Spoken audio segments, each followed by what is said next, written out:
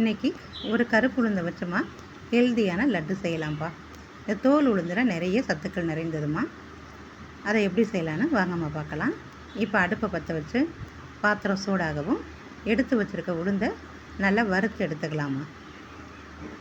நல்லா பொன்னிறமான வறுக்கக்கூடாதுமா, நல்லா கலர் மாறி நல்லா செவக்க வறுக்கணும். அடுப்பை நிதானமாக வச்சு வறுத்துக்கணும், கரிஞ்சிடக்கூடாது. கலர் நல்லா மாறி நல்லா கமகமான வாசம் வரும்ப்பா. அந்த நேரத்தில் நம்ம அடுப்பை ஆஃப் பண்ணிக்கலாம். நல்லா செவந்து உளுந்து நல்லா வறுப்பட்டுருச்சுமா. இப்போ வறுத்ததை ஒரு தட்டில் கொட்டி ஆற வச்சுக்கலாம்ப்பா. நல்லா ஆற வச்சு அரைச்சிட்டிங்கன்னா மாவு உங்களுக்கு ஈரப்பதம் இல்லாமல் கெட்டு போகாமல் 1 மாதம் ஆனாலும் அப்படியே இருக்கும்ப்பா. இப்போ 100 கிராம் கருப்பு உளுந்துக்கு 50 கிராம் வேர்க்கடலை எடுத்திருக்கேன். இந்த வேர்க்கடலையை நல்லா வறுத்துட்டுமா இது போல் கை வச்சு நொறுங்க பிணைஞ்சு விட்டுக்கோங்க. மேலே உள்ள தோலெல்லாம் கலண்டு வந்துடும்.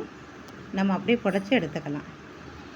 இப்போ 100 கிராம் 1 டம்ளர் அளவு உளுந்து எடுத்துக்கிட்டேன். அதே டம்ளரில் அரை டம்ளர் அளவுக்கு வேர்க்கடலை எடுத்துக்கணும். இப்போ உளுந்து நல்லா ஆறிடுச்சுமா. இதை மிக்சர் ஜாரில் சேர்த்து அரைச்சிக்கலாம். இந்த உளுந்தோடமா சுக்கும் ஏலக்காவும் சேர்த்து அரைக்கணும்ப்பா.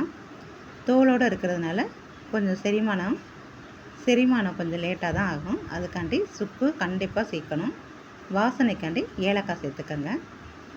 இப்போ அரைச்சதை நல்லா சளிச்சு எடுத்துக்கலாமா. இது போல் சளிச்சிட்டிங்கன்னா லட்டு பிடிக்கிறப்ப உதிராமல் இருக்கும், சாப்பிடவும் சாஃப்டாக இருக்கும்ப்பா.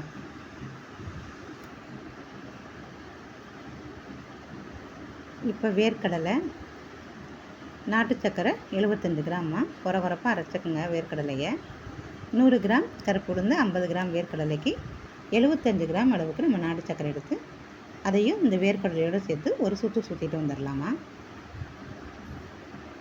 கருப்பு உளுந்தை வச்சோமா உளுந்த கஞ்சி உளுந்த களியெல்லாம் செஞ்சு சாப்பிடுவாங்க. கருப்பு உளுந்த சாதம்லாம் செய்வாங்கம்மா.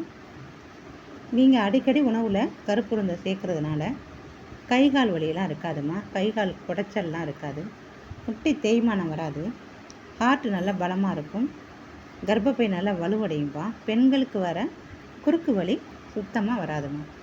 1 ஸ்பூன் வெள்ளை எள்ளையும் இது போல் வறுத்து மாவோடு சேர்த்துக்கலாம்.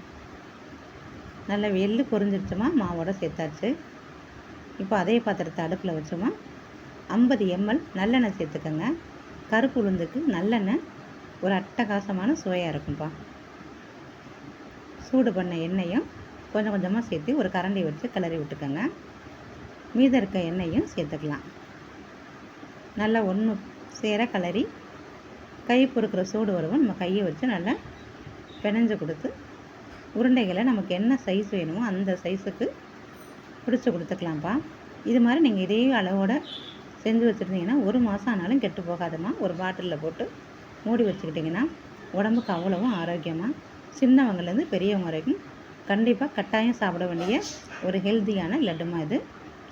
நீங்களும் இதே போல் செஞ்சு பார்த்துட்டு எப்படி இருக்குன்னு சொல்லி உங்களோட கருத்துக்களை கமெண்ட் பாக்ஸில் சொல்லுங்கள். இந்த வீடியோ பிடிச்சிருந்தா லைக் பண்ணுங்கள், ஷேர் பண்ணுங்கள், மறக்காமல் சப்ஸ்கிரைப் பண்ணிடுங்க.